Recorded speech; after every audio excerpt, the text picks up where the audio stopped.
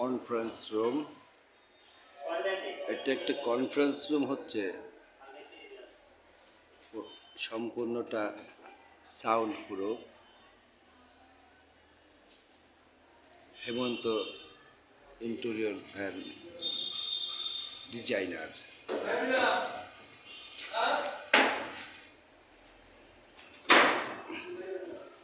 কিছুদিন আগে দেখেছেন আমাদের নিচতলা শেষ হয়ে গেছে, এখন এটা আমাদের দ্বিতীয় তলা। তারপরে ধরবো আমরা